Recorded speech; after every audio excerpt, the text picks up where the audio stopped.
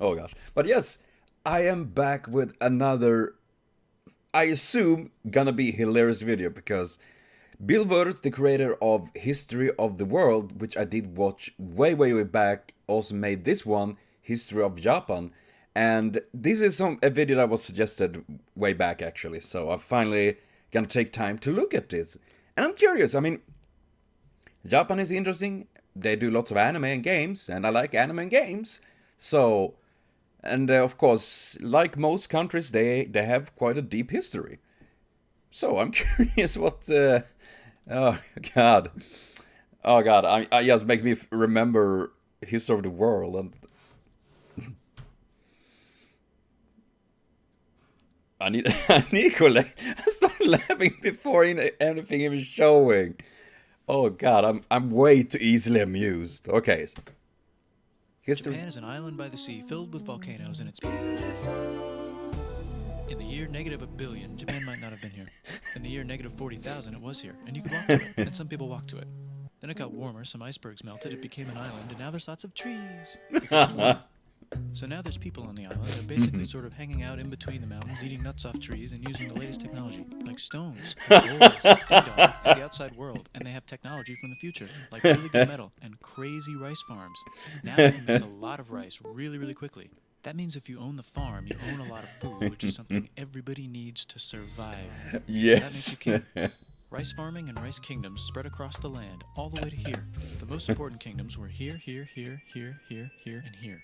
But this one was the most important. There was a lot of them. them. A heavenly super person, emperor. Knock, knock, get the door. It's religion. The new prince wants everyone to try this hot new religion from Biekt. Please try this religion, he said. No, said everybody. Try it. No, said everybody again, quieter this time. And so the religion was put into place, and all the rules that came with it.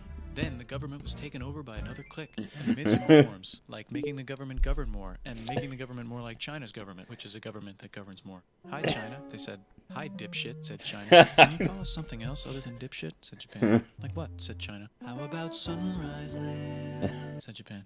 And they stole China's alphabet and wrote a book about themselves. And then they made lots of poetry and art and another book about themselves. Then they stopped moving the capital every time the emperor died and kept it in one place for a while, right here.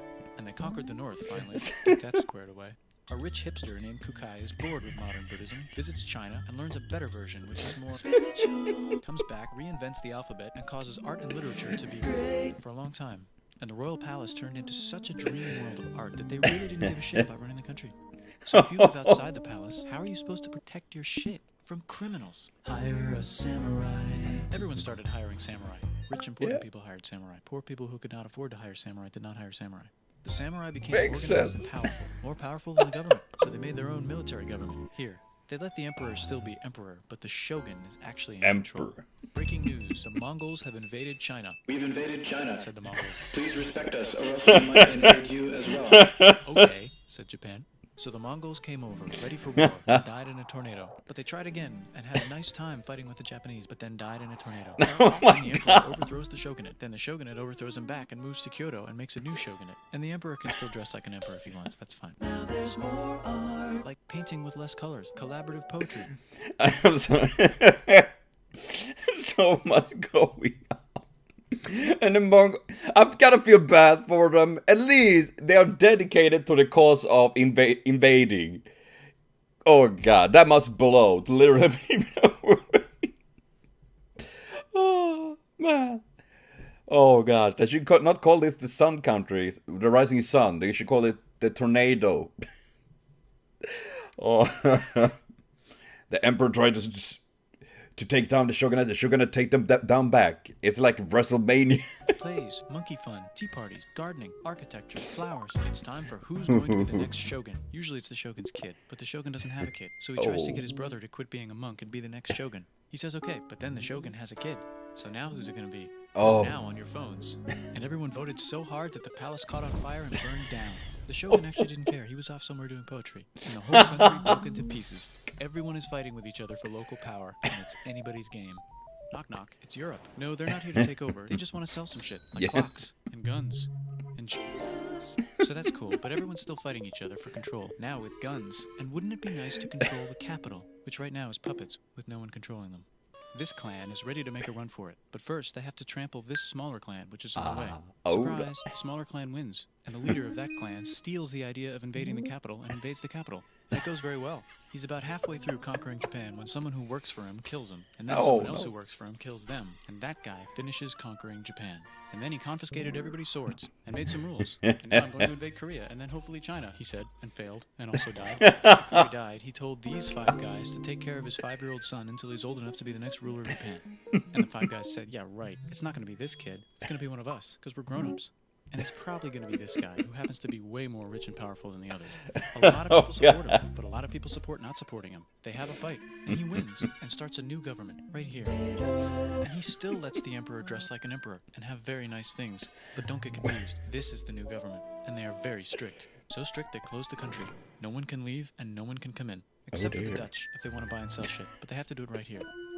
Now that the entire country was at war with itself, the population increased a lot.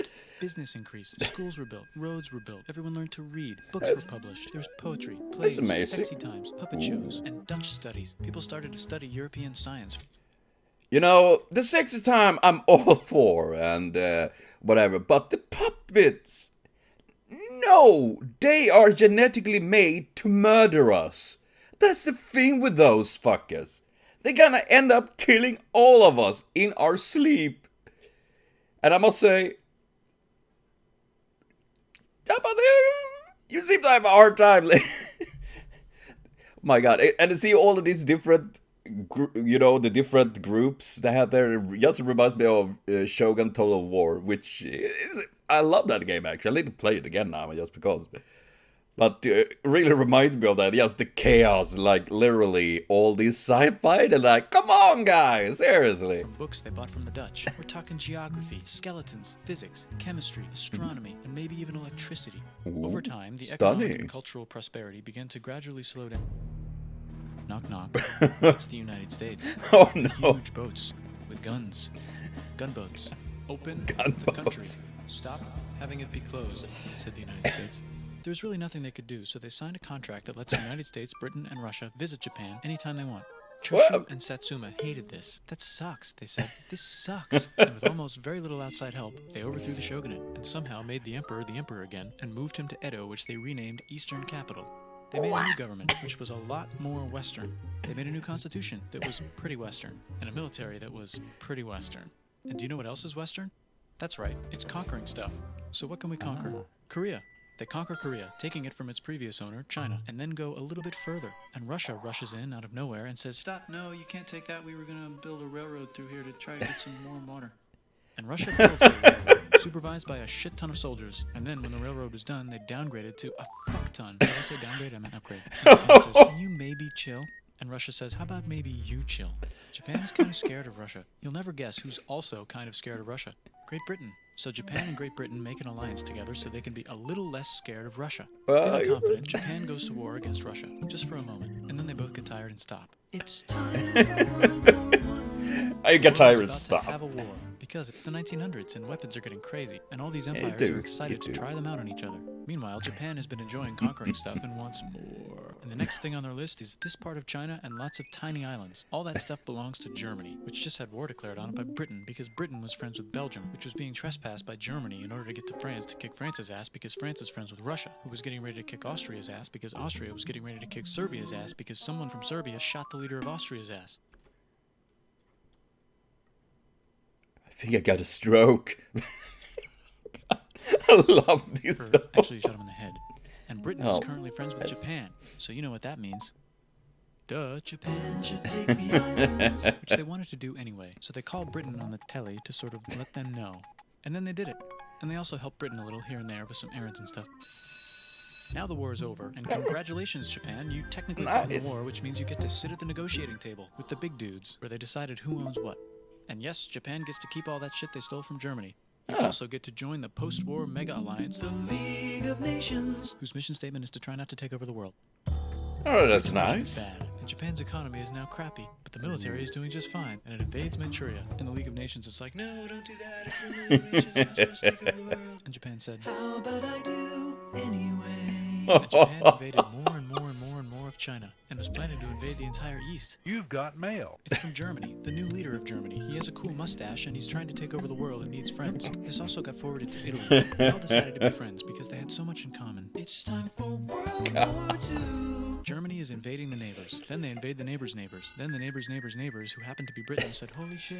And the United States started helping Britain because they are good friends, and started not helping Japan because they're friends and our friends are not friends. Plus they're planning on invading the entire ocean. The United States is also working on a large, very huge bomb, bigger than any other bomb ever. Just in case. Very They big. still haven't joined the war. War looks bad on TV, and the United States is really starting to care about their image. But then Japan spits on them in Hawaii and challenges them to war. And they say yes. And then Germany, as a symbol of friendship, declares war on the United States also. So the United States goes to war in Europe, and they help the gang chase Germany back into Germany. And they also start chasing Japan back into Japan. And they haven't used the bomb yet and are curious to see if it works, so they drop it on Japan. They actually dropped 2. Dude. Damn.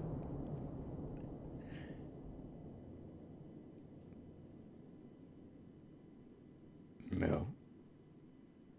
You would. The United States installed a new government, inspired by the United States government, with just the right ingredients for a post-war economic miracle. And Japan starts making TVs, VCRs, automobiles, and camcorders as fast as they can, and also better than everybody else. They get rich, and the economy goes wild, and then the miracle wears off. But everything's still pretty cool, I guess. Well, we just got all Nintendo and anime then. We came to the fun part of things. My God. Oh, seriously, this is amazing.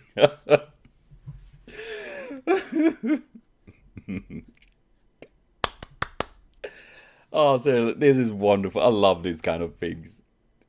Oh my God. And, I mean, seriously, what is up with us people, us humans, and waging war at each other? What is up? Oh, we need more land. Why do we need that? I mean, seriously. Is it big enough as it is? I mean, come on. We can be friends, motherfuckers. I'm just saying. Oh god. But that was I think. But this was amazing. Seriously, check out Billboards for more amazing stuff. Links to his channel link below. Seriously, it's amazing. I love these kind of things. I love the history part of it, and I love how it's delivered. Yes, outstanding. I will be back with more. I was about to sneeze.